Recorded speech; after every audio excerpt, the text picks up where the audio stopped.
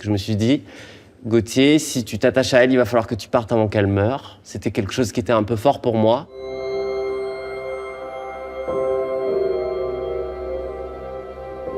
On est en 2021, je suis comédien, je suis précaire, j'habite dans une sous-location que je vais certainement perdre sous peu.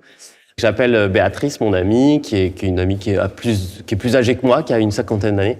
Et je lui dis, Béatrice, en fait, je veux rester à Paris, mais je veux être utile et je veux plus payer de loyer énorme pour vivre dans les affaires des gens en sous-location, c'est plus possible. Et elle me dit, écoute Gauthier, j'ai une proposition un peu étrange, j'ai croisé mon voisin, sa maman est très âgée, et il cherche quelqu'un pour s'occuper d'elle la nuit en échange d'un logement. La première fois que j'arrive boulevard Pereire, du coup, dans le 17e de Paris, je rencontre Henriette dans son grand salon haussmannien avec un piano à queue. Alors je me dis, mais qu'est-ce que je fais là? Enfin, forcément que ça va pas marcher. Et on fait ce que j'imagine les bourgeois font, mais des petites discussions très simples. Ah, vous aimez quoi? On boit le thé, bon voilà.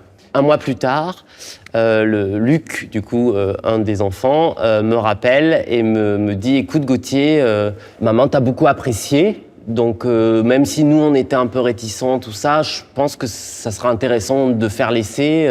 Et je m'installe et c'est vrai que les premières nuits, c'est particulier. C'est particulier de vivre avec quelqu'un qui a 70 ans de plus que soi, dans un appartement qu'on ne connaît pas, qui est énorme. Enfin, ça crée l'empathie de se rencontrer, de se connecter. On n'a pas pu faire semblant. C'est-à-dire que moi, quand j'allais pas bien, elle le sentait, et quand elle allait pas bien, je le sentais. Même si c'était 200 mètres carrés, on vivait des choses de proximité. C'est-à-dire qu'on brise toutes les barrières. Et oui, je suis un artiste de gauche, révolutionnaire, entre guillemets. Oui, vous êtes une femme de droite, bourgeoise, qui a 8 enfants, qui vit dans 200 mètres carrés. Mais là, on vit ensemble et on va construire un terrain ensemble, commun. Et c'est ce qu'on a fait.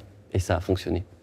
C'était ça aussi qui était beau dans notre relation, c'était que je l'ai considérée comme une amie, je l'ai jamais considérée comme une vieille en fait. Je pense qu'il y avait beaucoup d'affection en tout cas, il y avait une grande affection. C'est quelqu'un qui a été important pour moi dans mon parcours, dans mon arrivée vers la trentaine aussi. Elle m'a donné beaucoup de sagesse. En fait, ça me conforte dans l'idée que j'avais qu'il faut toujours aller vers ce qu'on ne connaît pas avant de pouvoir émettre un jugement réel. Et là, je l'ai éprouvé dans ma chair et dans mon quotidien pendant 3 ans. Et je l'ai accompagné dans sa mort. Donc ça, c'était un autre truc que j'avais pas du tout prévu de base. Mais comme notre relation était assez forte, quoi, je me suis dit, je vais le vivre. Je vais aller au bout. Vient le moment, enfin, Henriette dégénère petit à petit jusqu'au moment où effectivement elle peut plus quasi se lever de son lit. Et il y a un soir où effectivement je suis rentré très tôt le matin parce qu'il y avait quelqu'un de nuit, donc je me suis permis, j'ai fait la fête de manière copieuse, on va dire. Et je reçois un message et je regarde et c'était Ondine, donc la dame qui était là pour s'occuper d'elle à ce moment-là, qui me dit elle s'en est allée à tout à l'heure. Elle me quittait, c'était fini. C'était la fin de notre relation et le début d'autres aventures. Mais j'ai beaucoup de gratitude du fait d'avoir pu vivre ça. De me dire que ouais, j'ai vécu 3 ans avec une personne en fin de vie, avec qui j'ai créé un lien, et ça me quittera pas en fait.